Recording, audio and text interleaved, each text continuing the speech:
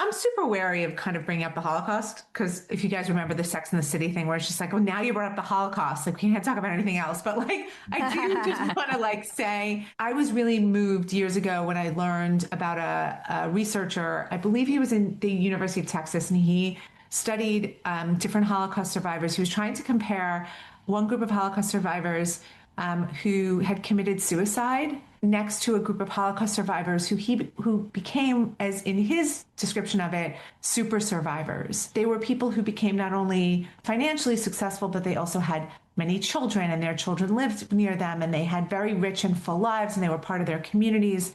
And so he was trying to piece together via diaries and whatever interviews he could get the differences between the two groups.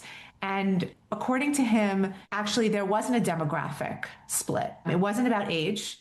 It wasn't about their socioeconomic status before the war or after. It wasn't about whether or not they were religious or not. It was about how they told the story of their lives. So people who saw the Holocaust was the climax of their story. They would tell the story, even whether the life before the Holocaust was 8 years or whether it was 40. That was the whole story. And then the Holocaust happened and they couldn't figure out how to write a next chapter. Mm. And the people who became super survivors, the Holocaust was the opening. Right. It's the beginning of their story, right?